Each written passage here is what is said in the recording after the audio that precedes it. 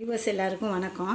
இன்றைக்கி எண்ணெய் கத்திரிக்காய் குழம்பு எப்படி பண்ணலாங்கிறத பார்க்கலாம் வாங்க. என் கூட எண்ணெய் கத்திரிக்காய் குழம்பு எப்படி பண்ணலான்னு பார்க்கலாம். அதுக்கு நீங்கள் கொஞ்சம் எண்ணெயை ஊற்றிக்கோங்க. ஊற்றிட்டு அது சின்ன கத்திரிக்காவாக பார்த்து சின்ன கத்திரிக்காய் வாங்கி அதை நாலாட்டு இப்படி வகுந்து வச்சுக்கோங்க. நாலாட்டு இப்படி கீறி வச்சுக்கோங்க.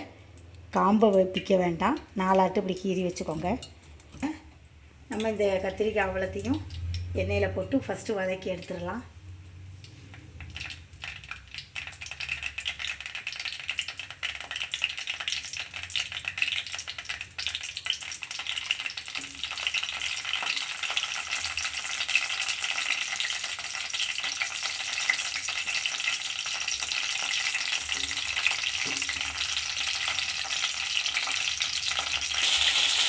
நம்ம எல்லாத்தையும் போட்டாச்சு. இதை நம்ம லைட்டாக அப்படி கிண்டி வச்சுக்கலாம்.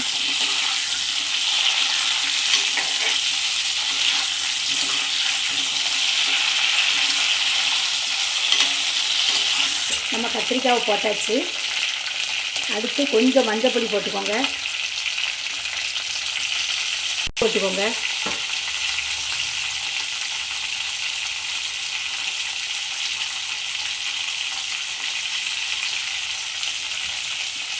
போட்டு நல்லா வதக்கி விடுங்க.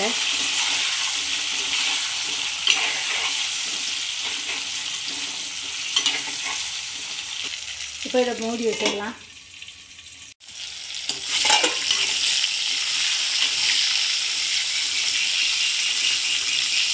இதுக்கு தாராளமாக கொஞ்சம் எண்ணெய் விடணும்.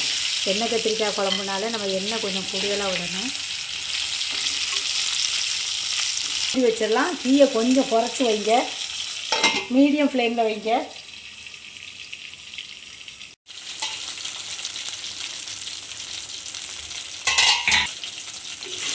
இப்போ நல்லா வதங்கிடுச்சு.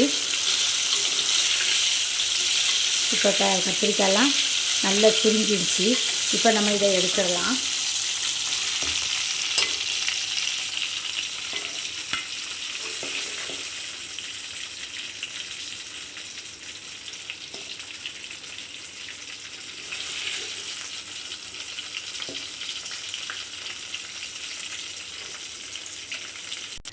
அந்த எண்ணெயிலேயே நம்ம கொஞ்சம் கடுகு போட்டுக்கலாம், கொஞ்சம் உளுத்தம்பருப்பு போட்டுக்கலாம், கொஞ்சம் கடலைப்பருப்பு,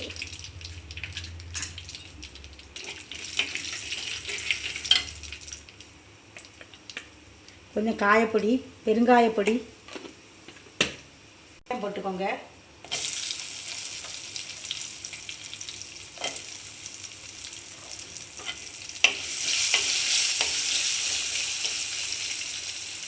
அப்புறம் பூண்டு போட்டுக்கோங்க.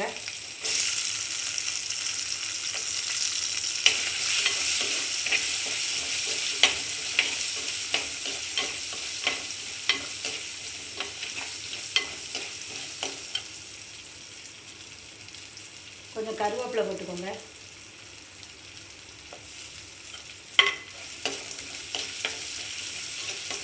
அப்புறம் நறுக்கி வச்சிருக்கிற தக்காளி போட்டுக்கலாம்.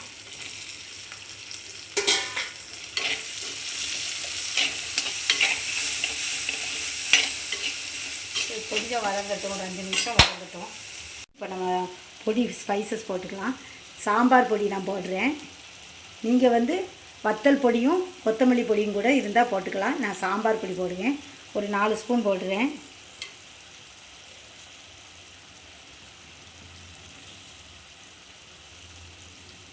உங்கள்கிட்ட சாம்பார் பொடி போட்டுக்கலாம், இல்லாட்டா வத்தல் பொடி கொத்தமல்லி பொடி வச்சுருப்பீங்க, அதையும் கூட போட்டு கொஞ்சம் நேரம் ஒரு 5 நிமிஷம் நம்ம கிண்டணும்.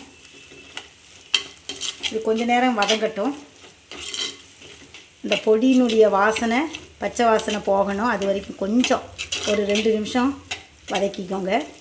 இப்போ நல்லா சுருண்டு வந்துருச்சு. சுருண்டு வந்துருச்சு. இப்போ நம்ம இந்த வச்சுருக்கிற கத்திரிக்காவை அதில் போட்டுடலாம்.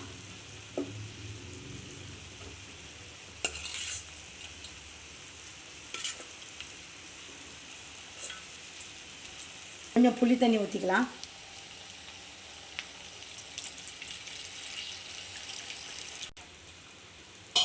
மஞ்சள் பொடி போட்டுக்கோங்க.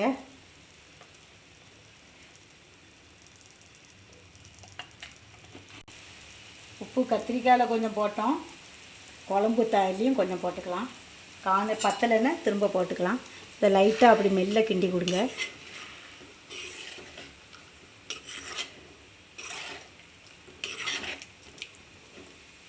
அரை டம்ளர் தண்ணி ஊற்றிக்கோங்க.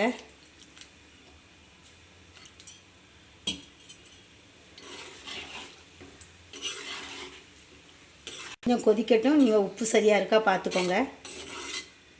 இப்போ குழம்பு நல்லா கட்டியாயாச்சு. நம்ம இப்போ அடுப்பை ஆஃப் பண்ணிட்டேன். எண்ணெயெல்லாம் நல்லா பிரிஞ்சு வந்திருக்கு பாருங்கள். இப்போ அடுப்பை அணைச்சிருட்டேன். எண்ணெய் கத்திரிக்காய் குழம்பு ரெடி ஆகிடுச்சு.